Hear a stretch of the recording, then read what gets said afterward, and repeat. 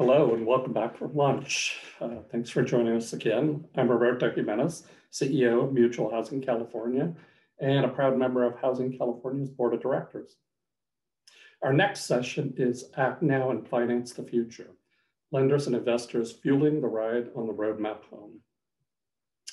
The panel includes leading voices in affordable housing finance, partners who make our jobs of producing affordable housing possible. Let me introduce our session co-moderators. We have Mengxing Zhou from California Housing Partnership and Zori Cotabandalu from Community Economics. We hope you enjoy the conversation. Thank you, Roberto. Hi, everyone. This is Mengxing, and I will hand it over to Zora to introduce our panelists. Thank you, Mengxing. Good afternoon and welcome back. Thank you so much for joining us. I am excited to be in this session and co-moderate this session. We have a great panel discussing the role of investors and lenders in achieving the goals of Roadmap 2030. Let me pass it over to our panelists to introduce themselves, and you can hear from them. Norma, can I hand it over to you to introduce yourself? Sure. Good afternoon, everyone. My name is Norma Dominguez. I'm with Wells Fargo's Community Lending and Investment Group. Good to be with you. Thank you. Javier, how about you? The next one. Good afternoon, everybody. My name is Javier Guzman. I am with Union Bank. I am a Vice President and Relationship Manager in the Southern California office. Thank you. Cecile, could you please go next? Good afternoon. I'm Cecile Chalifou. I'm the head of community development banking for JP Morgan Chase for the West. I'm based in LA, but I'm in the Bay Area today. The beauty of being able to travel again. Thank you. And Lisa? Yes, and I'm Lisa Gutierrez with US Bank. I manage our debt originations team in the West region. Been with US Bank for about 15 years, all of that in the affordable housing space, and I'm located in Sacramento, California. Thank you so much. In case I forgot to tell who I am, but I'm with Community Economics. Before we get started, first we would like to know who we have in the audience. Can we get the first poll, please?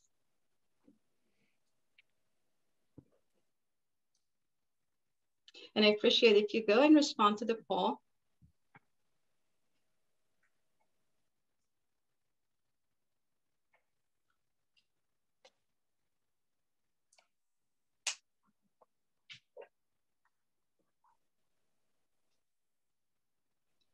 And whenever we have the result, can we get the result first, please?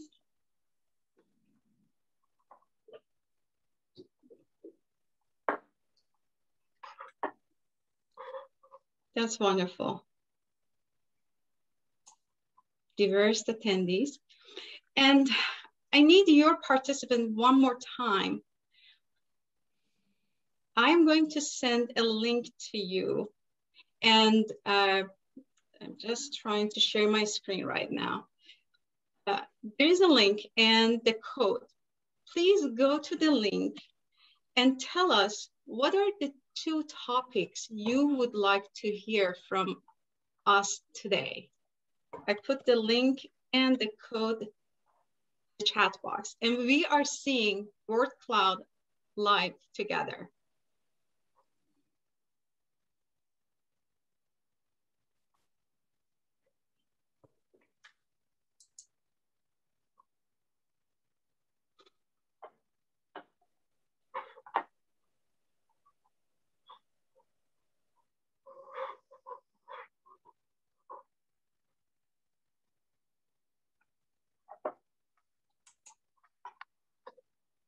So please provide 2 topics you would like to hear in this panel.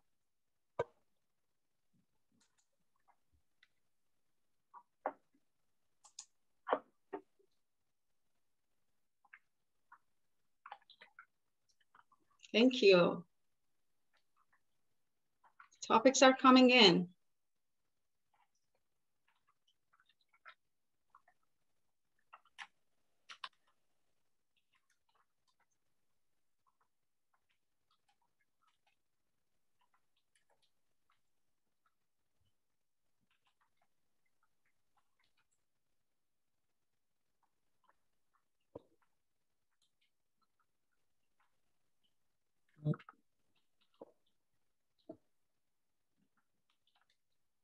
about having 30 more seconds. That's wonderful.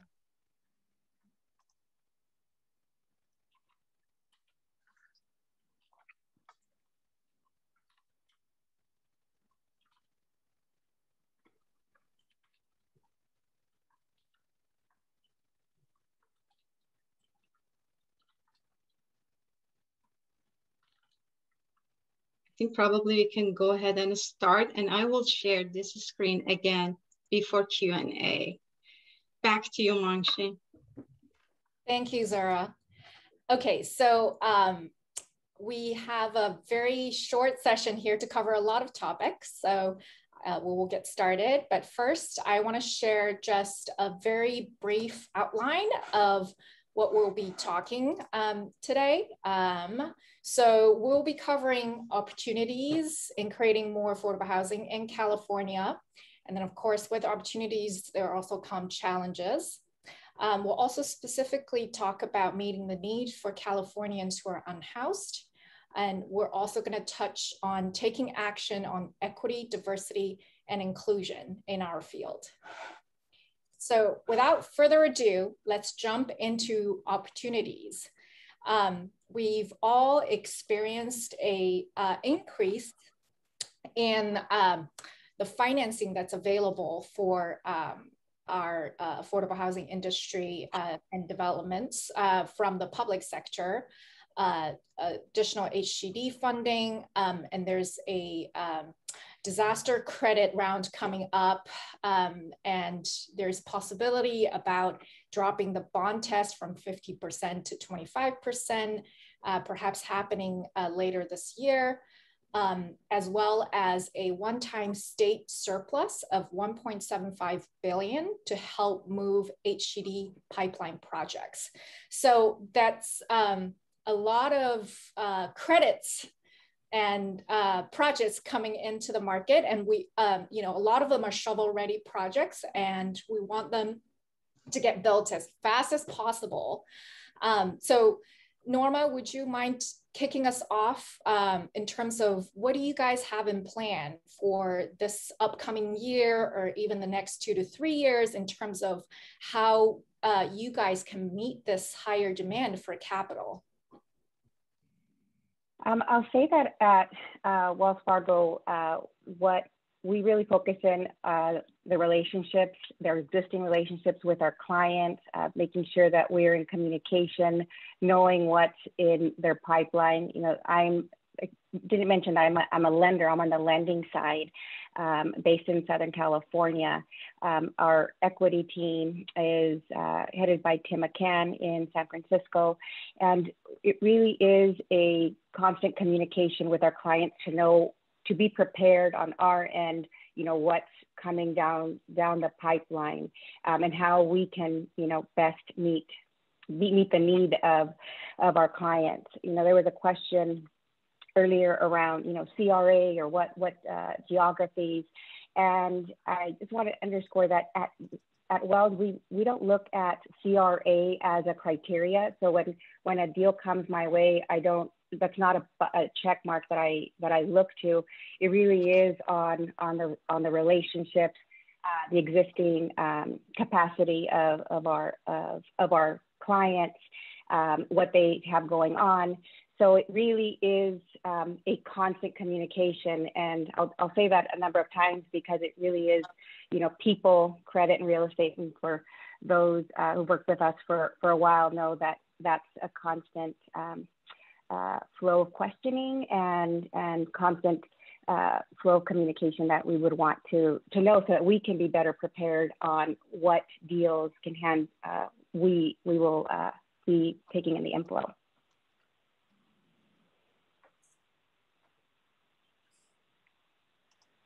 Thank you, Norma. Javier, would you like to jump in as well?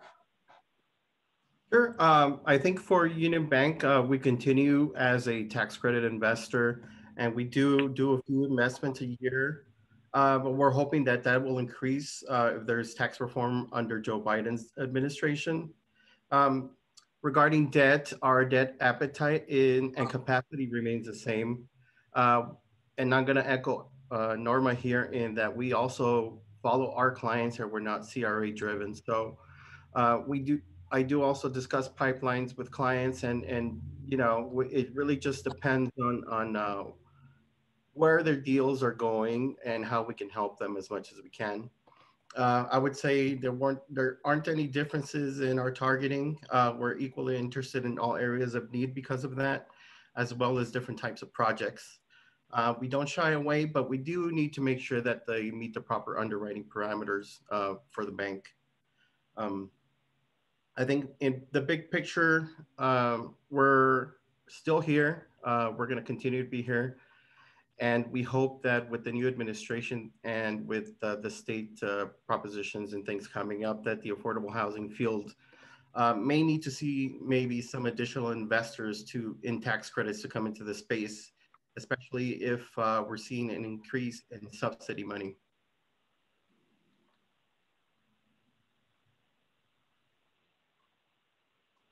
Okay, Lisa, you want to take it up too? Great. So again, Lisa Gutierrez from US Bank. We are both a direct and fund tax credit investor as well as a lender. We did about 1.1 billion in equity. That includes our fund and direct business, and about 1.3 billion in debt. That's nationwide. Last year, we actually had a record year, and I would say that that is amazing given that we dealt with such an unusual year last year, battling the challenges of the pandemic. You know, we're on track to have a similar year. I would say, like my panelists here, CRA is important, but if all of us just did lending and investing on CRA, we probably do far less than what we're doing right now. So it's really not about, CRA is important, but I would say all of us are exceeding those lending and investing goals just because of our commitments to the communities that we serve. And we've actively invested and lent in markets, urban, suburban. You know, I think some of my peers on this panel are very competitive in the urban markets. So maybe you haven't seen us as much compete competitively in those markets, but I would say, you know, we hold our own. But again, location really is not a key to us. It's mostly our relationships with our existing clients, but we're also looking to make new relationships as well, given such a rising need for inclusivity and working with developers of color. I'd say some of the challenges, you know, that we're having right now, which we're going to get to, so I'm not going to go too far into them, you know, is income averaging. It'd be great if we can get a determination from the IRS on, you know, how to move forward, because without that, there are some challenges with moving forward on all income averaging projects. We're looking at them deal by deal.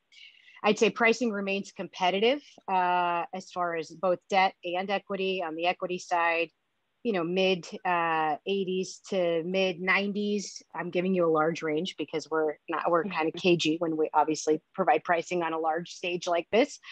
And then on the state credits, I'd say US Bank has an insatiable appetite for state credits, both allocated and certificated. We've actually been known to invest in certificated state credits and not be the federal investor on a deal. So if that's something that you have a project with a large state certificated credit allocation, you know, we'd love to chat with you about that, just given our appetite in the market.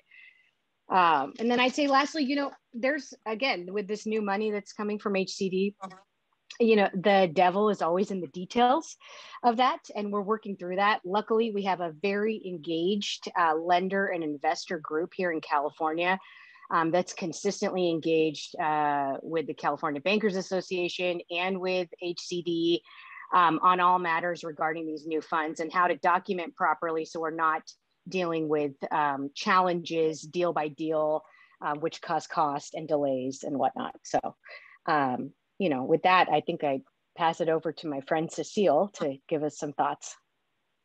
Thanks, Lisa. So a little bit like you, we actually got our record last year, and we did close to $1 billion just in the West, which is pretty much California for the biggest part. We're on track to do even more this year, which is quite, for us historically, it's actually very, we're very excited about it. But more importantly, our mandate is literally there's no limit in terms of the debt appetite. And in particular, as a result of the conversation from last year on racial equity, like literally the mandate is go twice, go 3 times bigger, no prime. We don't even have a limit on actual loan amount on construction, believe it or not, which goes a very long way. But I would say the way we did it this year, and I think what shows our big commitment to what's the question here, like, right, our commitment to more affordable housing for all California.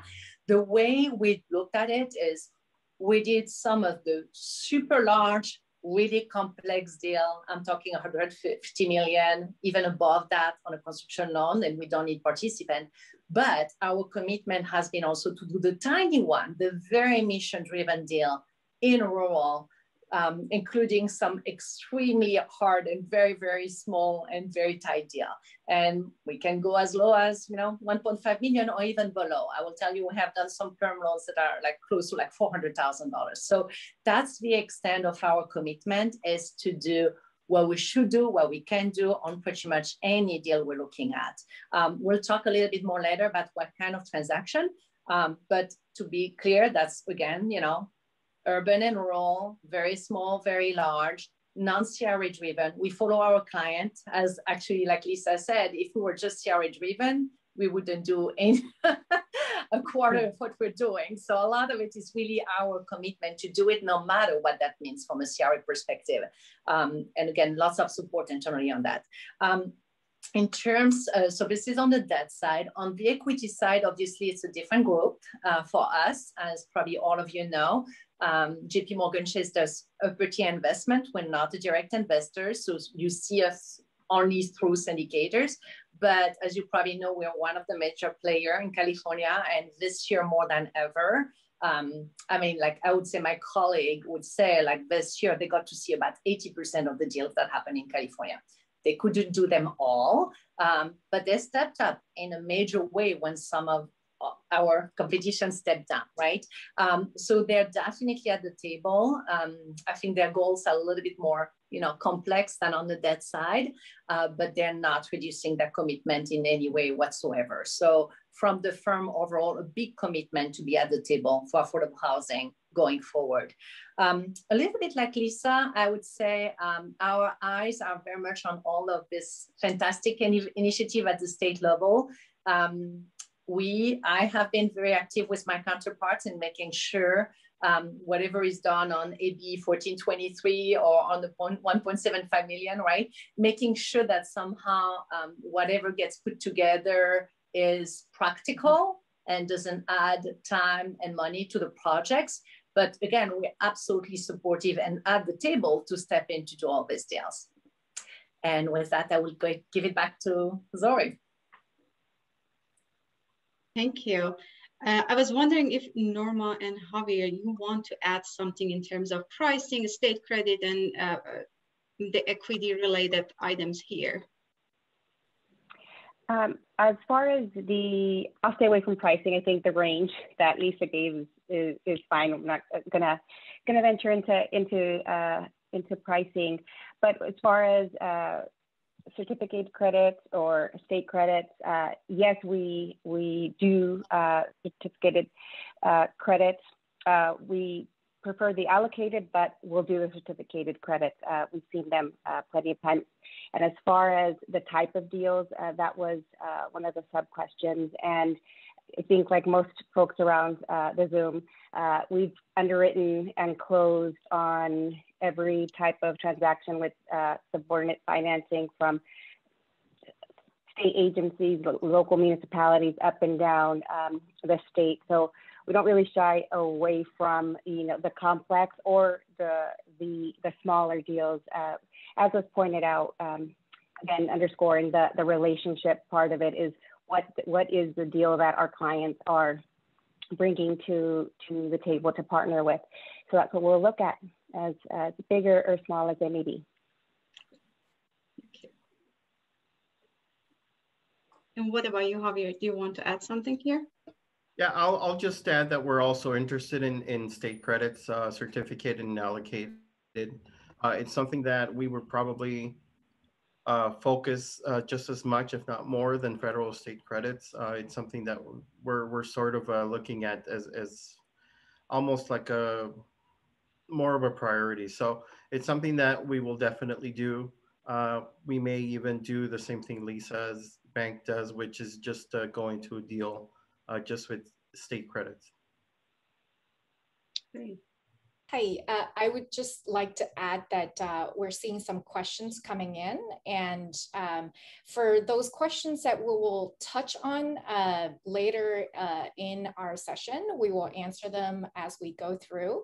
And for questions that are not directly related to the topics that we're talking about right now, we have a Q&A session at the end of the panel that we will then answer those questions. And then finally, if we get a question that's directly related to what we're talking about in the middle of the conversation, we will choose to answer the questions then. And I've heard two words that really stuck in my head, really great words: insatiable appetite for state credits and unlimited lending capacity. I love those words. This is great news for us, and definitely represents opportunities for us. But with opportunities comes challenges. So I'll hand over to Zora, and let's talk about some of the challenges we're facing. Thank you. So that was great. We started with opportunities, and for our second question, we would like to know about challenges in financing affordable housing. My question for you is, what have you been experiencing in the last 12, 18 months in the world of affordable housing, lending, and investment? What are some of the challenges you have been experiencing, and what have you been your solutions? I would like to divide this in 3 sections, like your previous experience in the trend, what has happened. Second, about the potential challenges coming probably, or you're anticipating coming with the new funding sources. And the third portion is if you can provide some sort of mitigation or thoughts you have how we can just eliminate those challenges. I think I will hand it to you, Lisa. Great, thank you. And, you know, Mengxin, I can't agree with you more. With successes do come challenges, because we got the 4% fix earlier this year. Then interest rates started to creep up. Then construction costs went crazy. So, you know, I think our bank right now, both as a lender and investor, is really focused on the rising construction costs. Luckily, we're seeing a little bit of relief on lumber numbers, which is great. I don't think any of us have spent as much time as we wanted to tracking lumber numbers in the last, 30 to 60 days. So we can all call ourselves lumber nerds. But, there's lots of tall tales in the market right now about, subs walking off deals, material orders being completely canceled. I can tell you with certainty that those are actually true. So really, one thing that we're trying to ask our clients upfront a few questions. I think one thing that happened over time was the last time our developers had checked their construction numbers. I think it was sometimes in the past, you didn't have to check those as much as, you check them, 30, 60 days ago, and then you check back in. Now I think it's crucial, whether it's every 2 weeks or 3 weeks. That's one thing that we're really making sure. If you're a developer and you have a project that you're putting in for financing or bonds or tax credits, really have a handle on kind of that last set of numbers. And I think being mindful of GCs and their pipelines. There's a lot of modular going on right now, which is great and innovative. And I think that that's, something, our it's a trend that we need to keep supporting as lenders and investors. But that is a place of, question for us in trying to figure out, is this modular builder, we know that they're capable, but what's in their pipeline, and are they capable of handling the projects that are coming in? Because that's one lesson learned from the last time, we worked on some projects. And I think access to subs, a lot of GCs are really slammed with projects. What is their kind of sub base that they're working with as far as subcontractors go? Are you going to be in a backlog and trying to get things done at your project? Especially on the 9% deals with place in service dates. I mean, I think that that's just a really key to keep in mind as far as timing. And you're going to see us do a much deeper dive on GCs here, maybe more so than we have ever done over the last few years. And that really is just to protect all of us, not only protect our developers, but protect the lenders and investors and all of the subordinate lenders to make sure that we get to a good place. I want to make sure I pass it around. I think just really, we're asking more questions. We're being a little bit more invasive. And I'm sure all of you are thinking you're always invasive when you're talking about my projects, but we are being a bit more invasive. And that really is just to try and protect, all of us from disaster on any projects. So Zora, do you want to kind of take it around the room as far as the construction, and then we can go on to some of the other topics? Yeah, for sure. Yes, great. For sure. Yeah. Norma, would you like to continue? Sure. Yes, I want to underscore the keeping on top of the construction costs. Different banks' valuations are different. Had one deal recently where the cost went up to the degree where the whole budget changed. So there were more credits to buy, but at our bank that impacts our value. So it was a revaluation. So our appraisers, everyone in our industry is very, very busy. So that included getting the deal reappraised. So just wanted to incorporate that, know from your lenders what their process is. So when folks say, 3 to 4 weeks, it's 3 to 4 weeks, so really try to keep to those timeframes. I would say combining the conversation of all of the deals that are going to come to fruition. I would keep that in mind. As far as the new modes of construction, the modulars, have conversations with the different lenders that you're working with on what are their questions. I've had a couple of conversations with project managers who are learning what questions to ask, and I know I do, and I'm sure every other folks around the Zoom do this as well. Take 10, 15 minutes, just ask, like, what should I be asking? Yeah, is the modular builder, are they bondable? Can they, what is their bonding capacity? That may be very important to bank A, where it may not be to bank B.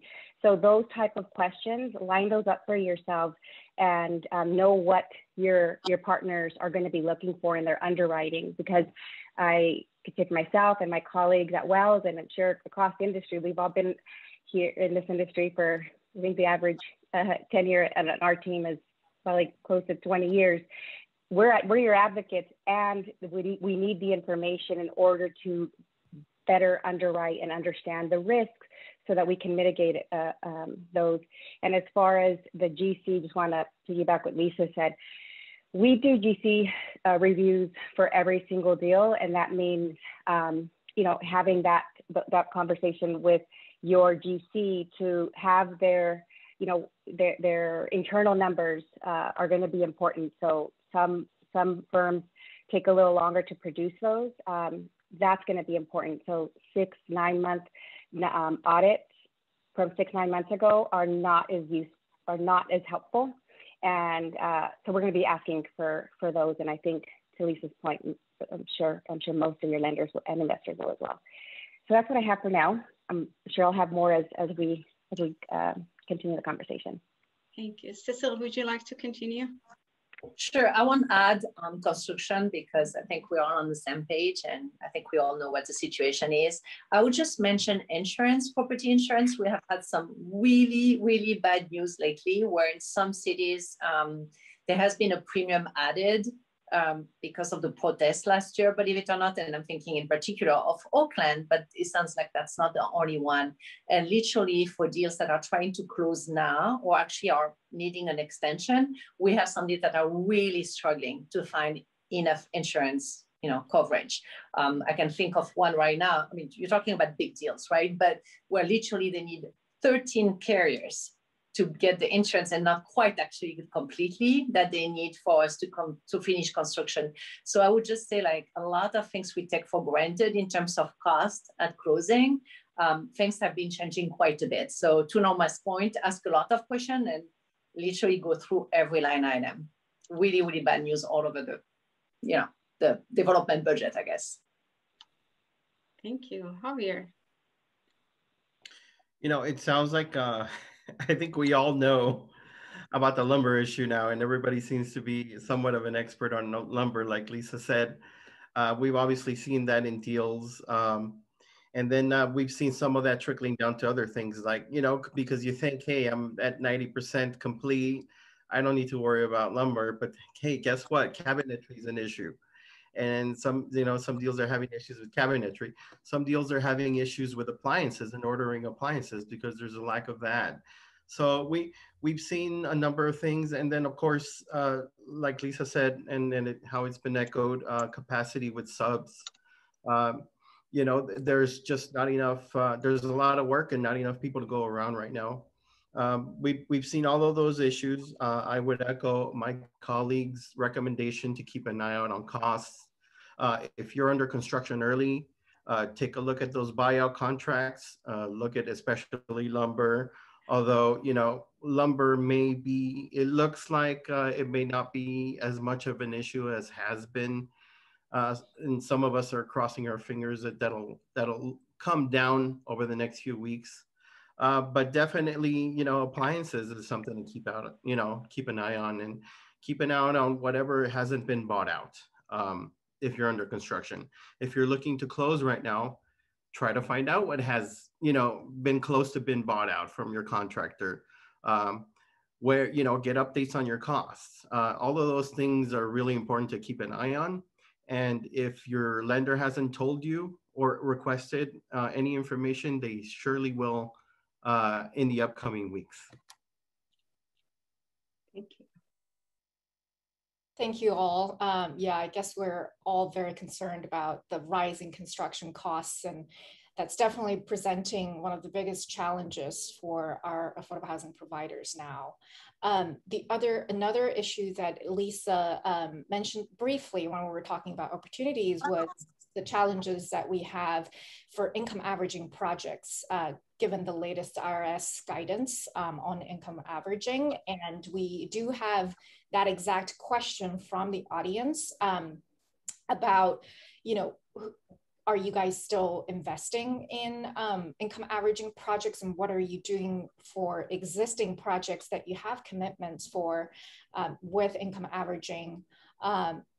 For any new projects, do you have any limits on how much you would invest in income averaging projects? So if you guys could just talk about income averaging for a little bit. We'll start with Lisa and then we'll go around the room. Well, I would say income averaging, amazing concept, but not fully baked. I'd say the jury is still out on kind of doing every single income averaging deal out there. I would say there are ways to help mitigate some of the issues, whereas, imposing maybe a larger cushion on the average income of the property. But really what's at stake here is a loss with the compliance piece of it is a loss of tax credits, which is just, we as lenders and strictly, on this situation, investors take a lot of risk contrary to popular belief of some of our developers out there, we do take risk in the projects we do, but losing tax credits is a pretty big one.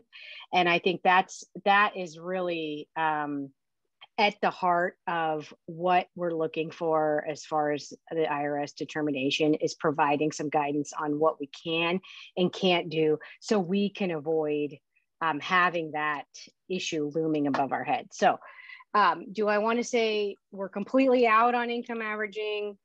No, because as lenders and investors, we're never completely out. However, we're looking at each deal by deal, to see if there are areas and ways to mitigate the risk that's there. In some situations, we did close a handful of income averaging deals before more information came out from the IRS. So we do have those, and we're watching those obviously very closely. But that's probably the best answer that I could provide. I'm curious to hear what my friends here on the panel will say. I have a feeling it might be similar. This is Norma. I'll share that I did speak to my colleague Tim McCann, and he shared that they're willing and looking. They're willing to review and close income averaging deals with our clients.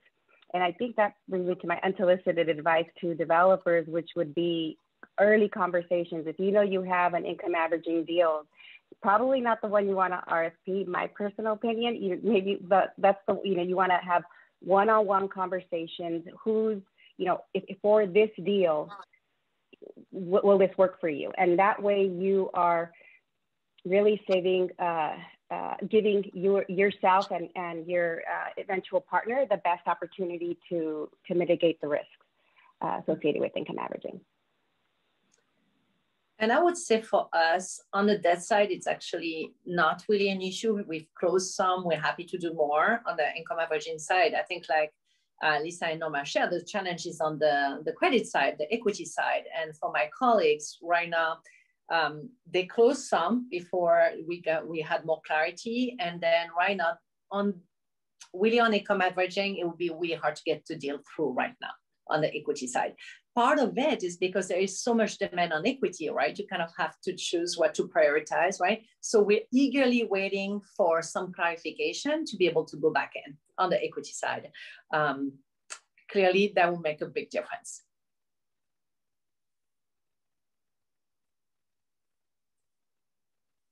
Thank you. Yeah, Javier, how about Union Bank? Is Union Bank doing income averaging? Oh. I think probably technical issue here.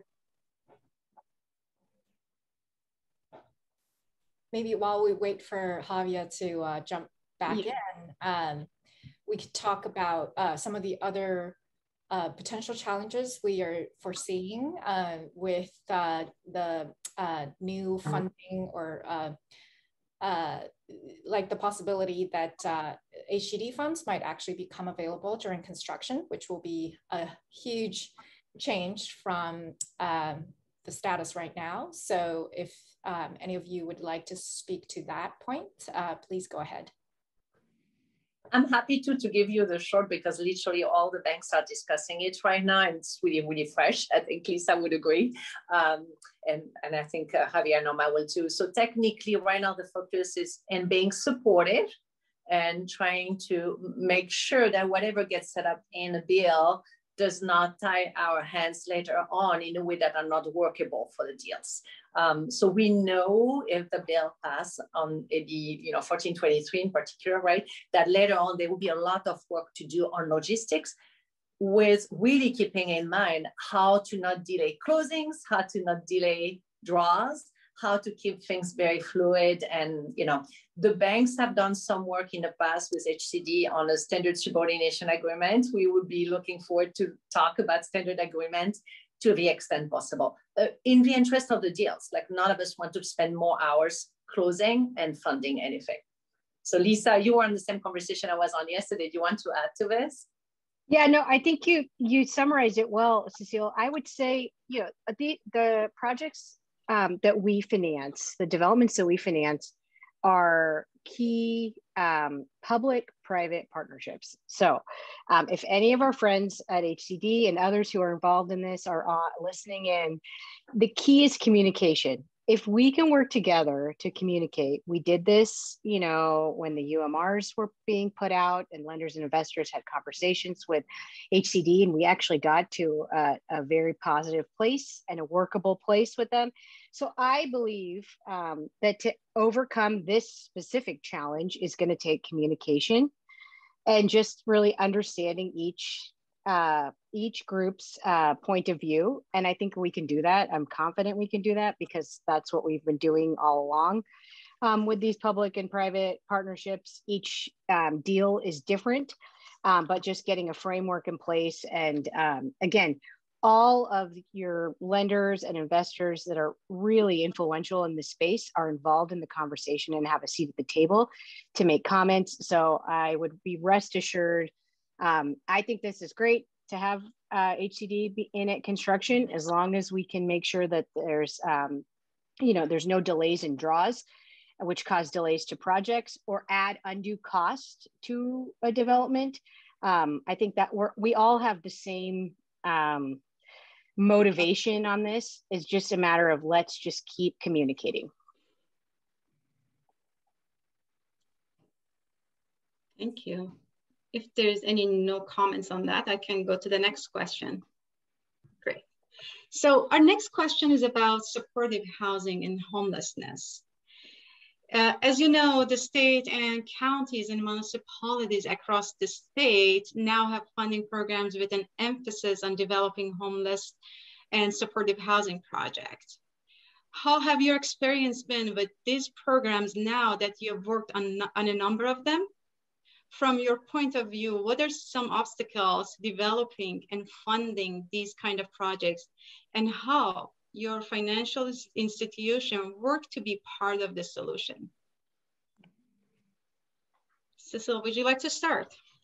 I'd be happy to. So we did a fair amount of permanent supportive housing, you know, until a few years ago. But I would say, to your point, Zoe, with the increase in resources and, you know, all the developers' interest, it has increased exponentially. And what I found fascinating is it's not just more deals, more units, more money, right? The variety of transaction we're looking at and in the variety of ways in which we're stretching ourselves for those projects is quite impressive. Never seen that before, right? So like, to give you an example on TSH, we did some very large one. We're doing some very tiny ones, like, I mean, really, really tiny. We're doing SROs, scattered site. We did some hotels, not project on key, just private debt, no light tech. We had never done that before. And I mean, real permanent supportive housing, right? Not lipstick, you know, it's actually the real deal. We're doing a lot of modular. And I would say, in the Northwest right now, we're actually looking at not just modular, we're doing some panels, manufactured panels, and we're actually funding the manufacturing pre-construction closing. You can, you know, it's literally asset-based lending, which is quite, you know, out of the ordinary for any community development bank to do that.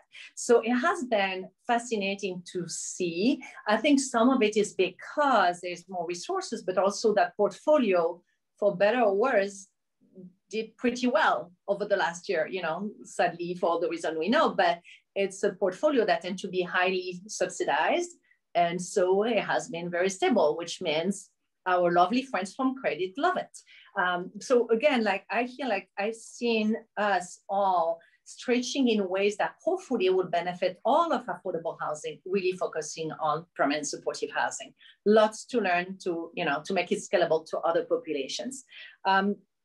In terms of challenges, I would say, I think we can all agree, the variety of program and requirement is quite unbelievable.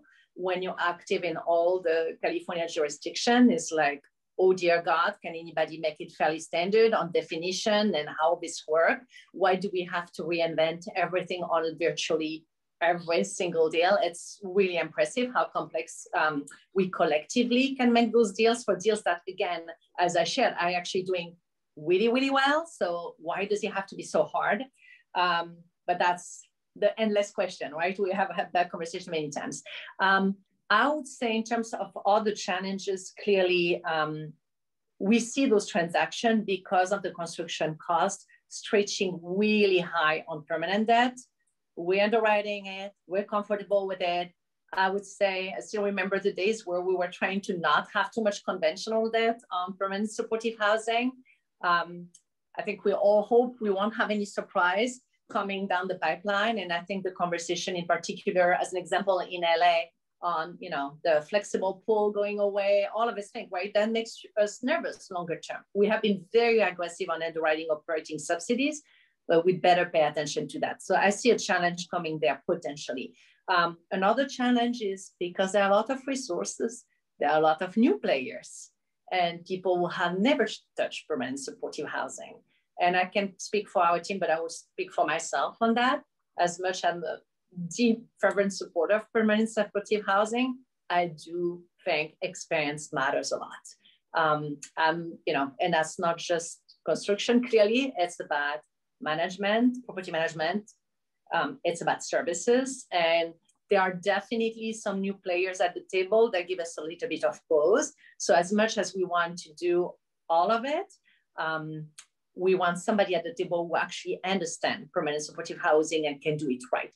Because if it doesn't go well, this is not going to help the other projects. So some challenges, again, on seeing people popping up where it's like, love the idea, but please understand this is not completely standard housing. You have to really understand the population and do what's right for them. So do it well. So definitely some challenging there. And then on modular, which is, obviously one of the big topics around those population for that kind of housing.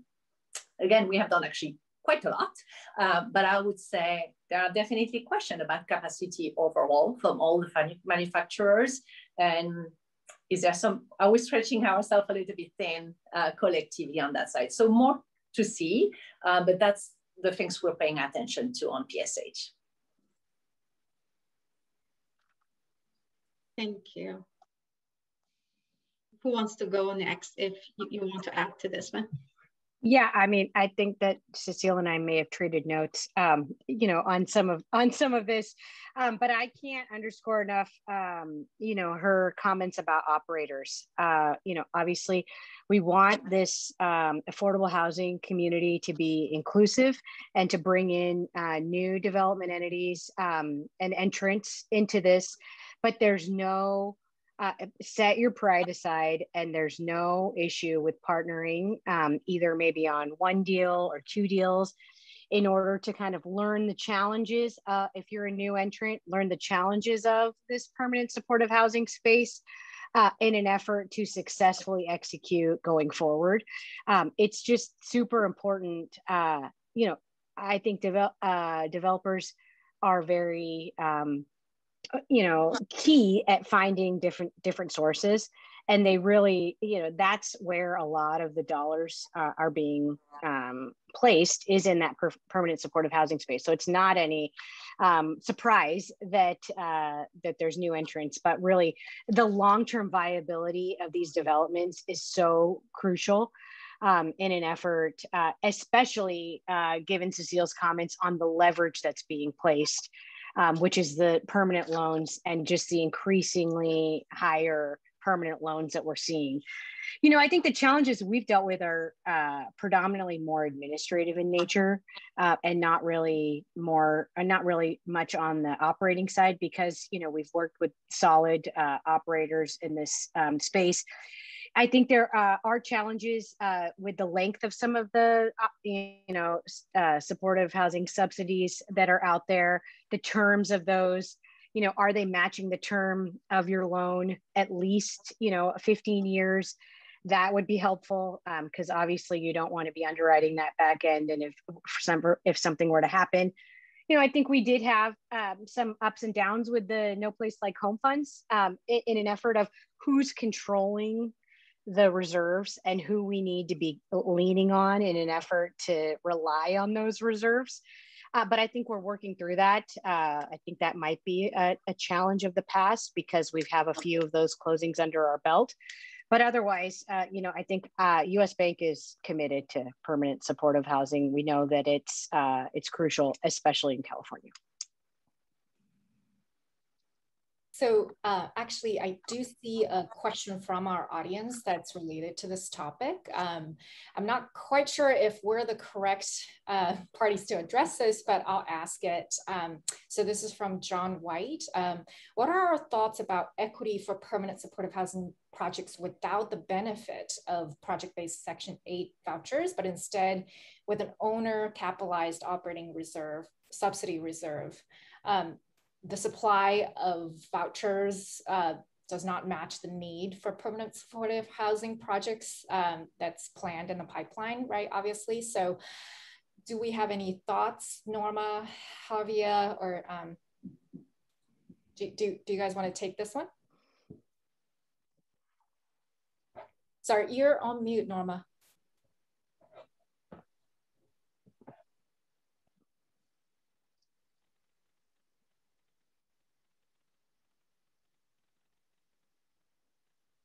I still can't hear you. Can you hear me now? Yes. Yes. Okay, sorry about that, everyone. So I understood the question is in lieu of the vouchers, the project-based vouchers, it would be a owner capitalized equity underwriting. Yeah. Right. So I guess the question really is, you know, it's challenging for projects without vouchers to really support the lower rents, right? What are your thoughts on that? And, you know, whether it's an equitable situation for the projects that can't get vouchers? I mean, I personally would say, you know, reach out to your lender and investors. I mean, the truth is that we're a slow moving, you know, credit driven institutions. So, you know, many years ago we were, you know, with the overhang, outside the overhang, and, you know, we very slowly, you know, I started underwriting to that. I don't think right now anyone's going to say, yes, you know, that sounds like something we would do. So I'm not going to say that, other than this is how conversations start. What, you know, who's the developer? What's the, you know, guarantor structure? What's the experience? What, you know, what's the deal itself? So more questions than answers. Unfortunately, I can't see the chat to address the gentleman specifically, but I would say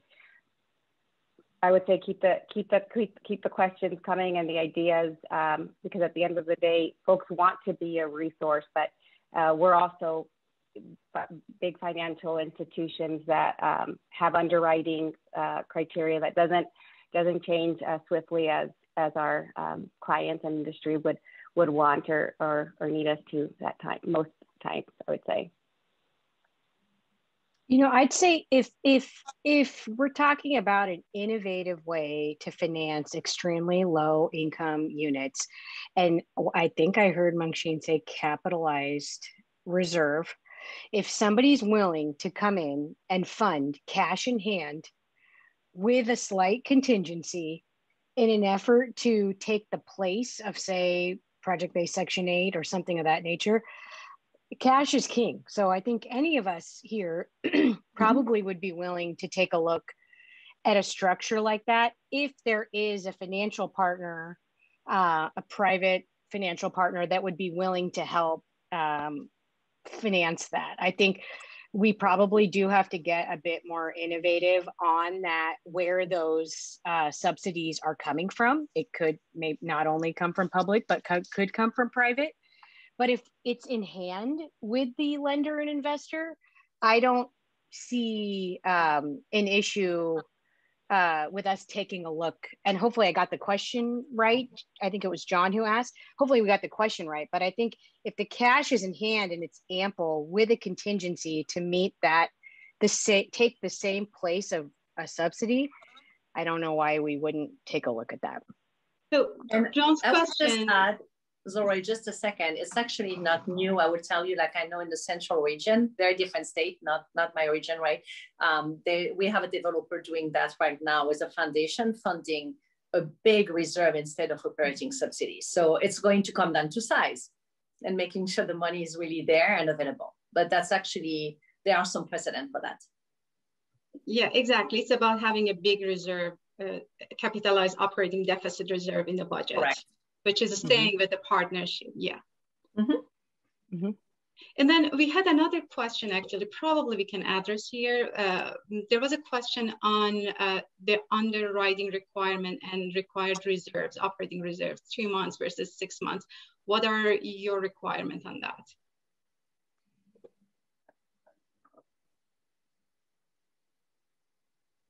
I would say from our equity perspective, putting my hat on of my friends who are in that space, I think it's a range between 3 and 6, depending on the components of the project. We have gone as low as 3, and we have gone as high as 6. I think it depends project to project.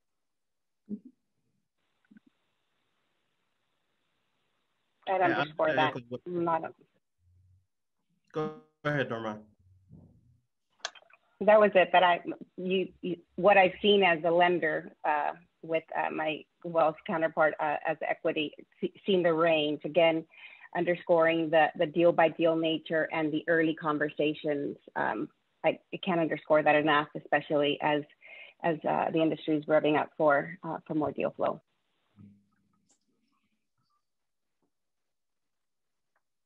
Yeah, and I was just going to echo the same thing both of you said. I think it just, you know, and that's both for, I would say both for debt and equity. It really just matters on a deal to deal basis. And if it's something that you want to plan for early, have a conversation with some lenders early and shout from there.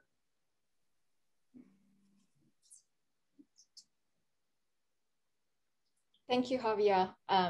Your connection is a little bit spotty, but I think we got the gist. It's really project specific, and we got to start having early conversations with whomever you have in mind as potential investors and lenders for your project.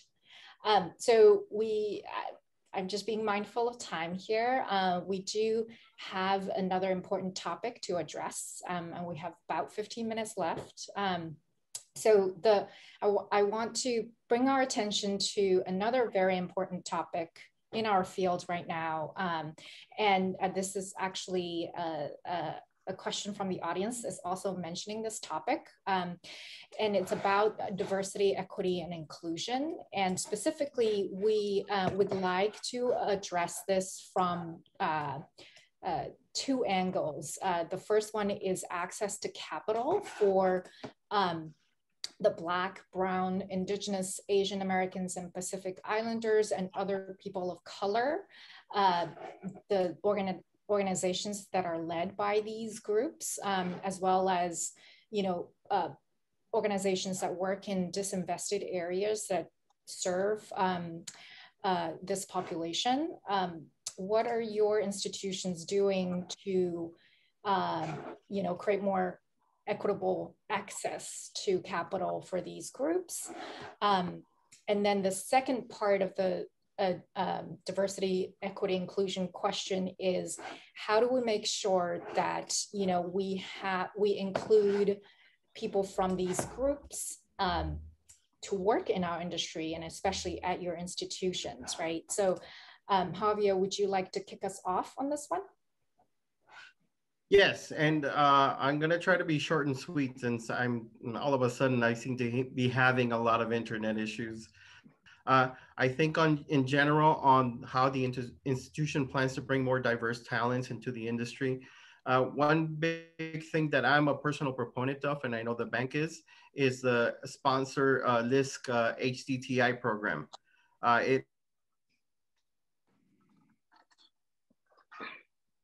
You know, a lot of us and it's a great way to build capacity within our ranks, in addition to also bringing in, you know, a lot of diversity into the field. It addresses diversity within our ranks pretty well. Our own personal CDF team is pretty diverse overall, and we continue to do more of the same and remain actively open to inclusive hiring.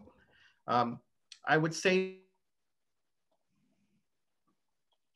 for in general for people of color and just in general diversity. There's a lot of work that we do through foundation and through grants. And currently we have the MUFG Community Recovery Program, which is a $10 million initiative to support nonprofit organizations that are dedicated to social and economic justice within communities of color. So through this program, we focus a lot on building economic stability, including supporting access to capital, entrepreneurship, job retention and retraining, as well as driving equity through systems and providing critical social safety net services for nonprofits. So this is a big initiative for us, and it's one way that we've definitely been active over the past few months, especially during COVID and during the pandemic. We've been able to help a few of nonprofits through this program, and we'll continue to do so. And I'll pass it on to Cecile. Thanks, Javier. So I would say on the first question of access to capital, I won't lie, I think we all know that's actually the hardest part of the equation. Our firm, and I know Lisa is going to give me grief for that, but we made huge commitment this year to racial equity that's really completely focused on that. It's 30 billion. The number was not a random number. It was not about just money. It was really about saying, we want all the big corporations to be at the table. And what's very important in behind it is you can guess 30 billion is not 30 billion in philanthropy, clearly, right?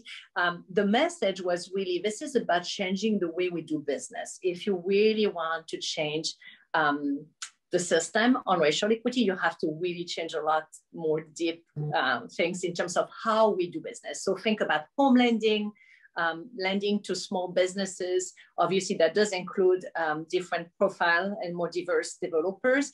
Very, very complex conversation. We're not done with it. Again, I won't lie, we're in a very deep, active conversation on those topics. Some of it is working with more CDFIs because they have the ability to stretch themselves a lot farther than the big financial institutions that are regulated can, because very quickly you're talking about credit and underwriting. Let's just be very, very clear about what it is about, right? So again, our commitment is to keep working on this, stretch as far as we can, and support other partners when they can do a better job than us, but being at the table.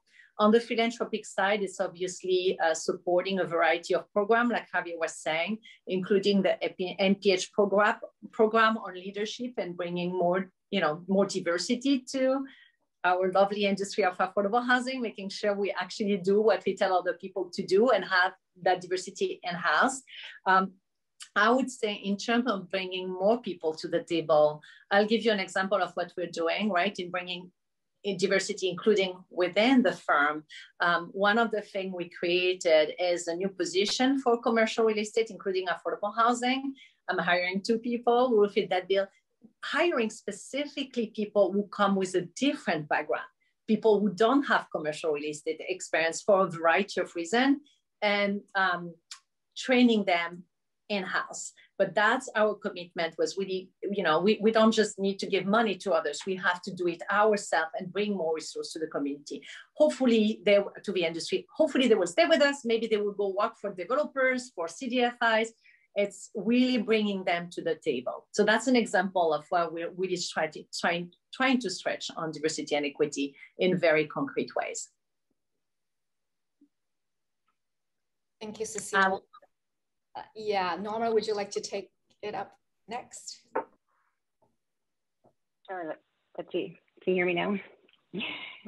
Yes, okay, sorry about that. So as far as the first part of the question, as we're on the investment banking side, the bank side, I know that Eileen Fitzgerald, who is on the philanthropy side, spoke yesterday. Many folks around the table know Amy Anderson, who's at Wells Fargo now. And I know that the priority of the philanthropy team, their strategy is to focus on strengthening BIPOC-led developers. And that is something that the philanthropy side is working on, and I also, as a team member of Wells, look forward to seeing what that materializes as, and excited for that.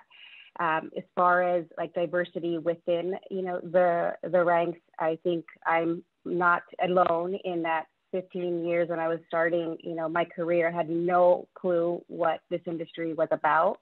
And I think it's incumbent on us to, as Cecile said, you know, if folks from the development side see a posting on the lending side, if you see it at Chase and you know Javier, you know Lisa, you know me, you know, ask us for 10, 15 minutes. It really is going to take, and we've done this. I know folks around the table have introduced each other to people, but you know, bringing new talent into the lending and investment side is something that is going to happen with these type of invitations. An invitation to folks to ask us for those times, and an invitation when you see a posting, but it may not be at our institution. I'll share it with people gladly, because it really is about increasing the talent pool across the industry, and I welcome those requests for 10, 15 minutes on what, you know, why do you like lending? Why do you like being a banker? That's not what I thought I would be doing. And like many of you, it's the people in this industry that keep me engaged. So I welcome that invitation. Thank you, Norma. Lisa, you're up. Yes. So at US Bank, we have kind of organized this and titled it Access Commitment. And it really is 3 pillars. One is, and we are at US Bank, you know, starting, obviously all communities of color are important, but we're starting with the Black community because our research has shown that that's where the biggest wealth gap lies. So we are supporting businesses owned by persons of color through making micro business loans. So we've set aside dollars for that. That's one pillar. The second pillar is helping individuals and communities of color with wealth building. That includes increased financial literacy as it pertains to increasing Black home ownership, and then just the basics of financial literacy. And we're actually piloting that at some of the developments with some of our developers here. And then the last one, which I think is near and dear to my heart, is enhancing career opportunities. We are working directly with the McKinsey Black Leadership Academy. We've put a number of individuals at our institution through, and we're expanding opportunities for early, mid-year, and Black executives.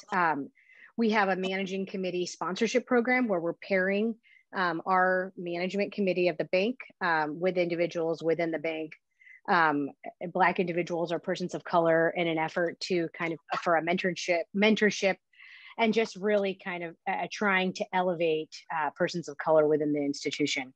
I think the last one, we have stepped up and continuing to improve our inclusive hiring practices. We are committed to a structured interview process within our institution, which always includes one person of color on that panel for our inclusive hiring practices. So, you know, I think all of that, you know, bank-wide, that's what we're doing. I'd say, you know, as an affordable housing group, you know, we're really making an effort to engage with developers of color. If we, as a state, California and other states are establishing a set aside for BIPOC developers, then financial institutions, lenders, and investors need to engage on this. And it's just important. And that may not be that we can always do the development opportunity that you bring to us, but we're committed to having conversations. We're committed to helping advise and structure and answer questions. I think we've shown that, and we are doing that in the community now, not only in California but all across the country. But that's something that, you know, we have conversations about every day, and it's, you know, both for nonprofit, but really those for-profit developers as well, in an effort for wealth building. Thank you all. This is definitely a very big topic that all of us in the society is facing, and it's by no means a problem that can be solved in the short term. We just need to keep working on it, not forget about it. Every day, make little progress, right? Step by step, little by little. Hopefully, in the long run, we will get there. I see a question from the audience about when we talk about more racial equity, are we also talking about including people with disabilities or people who are deaf or the queer community? Absolutely, we're talking about diversity, equity, inclusion. It's about all groups. We're not going to exclude any of the minority groups from the conversation. And I know we would all like to have a much longer conversation about this. We have, unfortunately, just 3 minutes left in our panel. And there's a few questions coming from the audience that we could address very quickly, I think. Even just given the 3 minutes. There's a question, a very specific question of, are we familiar with the forthcoming DTSC grant program for brownfield site investigation and mitigation that has approximately 300 million earmarked for the next 4 years? Does that sound familiar to any of us here? That might be a really quick one. Here's another quick one, probably we can touch. How can we close construction financing faster? We all wish. I think a lot of it is, I think, Norma said earlier, we're being inquisitive, but it's not really that, right? Like there's a lot of things for everybody's sake we need to pay attention to. I would say, I think we all agree on the legal side and the subordination side of things. Again, as I said earlier, if we could not reinvent the wheel every single time, it would be fantastic. We're all on board with that. None of us on this call, I swear, do want things to take so long and take so much capacity from everybody. And to be fair, the deals have gotten a lot more complex. So I'm sure all of us will say, we would love to free some capacity from all our teams. But if anybody has a magic wand, let us know. I would also just put it back on, I know that we have quite a few developers in the audience. Maybe if you have a project that you're looking for lending and investing on, maybe you don't cast as wide of a net. Maybe you cast a smaller net, and that might make your decision process a little bit quicker. I think it's both the amount of time that it takes to select a lender and investor sometimes takes a bit of time from, I think, experience of the panel. So that could also be a way to kind of streamline knowing, some key partners that you want to work with on that specific project. Mm-hmm. And I'll add then the GC as well. So whatever you can do to streamline the who your GC is going to be, because that obviously is included in the underwriting. So whatever decision points you can move faster would make a huge difference. Yeah, we don't have time. Thank you so much, everyone. Thank you for the panelists and for all of you participated in this session. And Mangxin, is there any final closing? No, yeah, I'm sure we all want to continue talking, but in consideration for our next panel starting, I'm going to hand it over back to Roberto for closing remarks. Great. Thank you to all the panelists, Lisa, Norma, Javier, and Cecile, for helping us navigate this active but also really volatile market that we're experiencing. Next up, we're going to be going to the virtual exhibit to win some exciting prizes, but also to take a mindfulness break with Meditation and Movement by Jess Napier. And then we hope to see you back at 2:45 for more music with hip hop artist and community leader Clean, before we close out with keynote and kitchen table talk by guaranteed income pioneer Michael Tubbs, in a conversation with Chris Honey of the California Budget and Policy Center. So thank you all for being here. We'll see you at 2:45.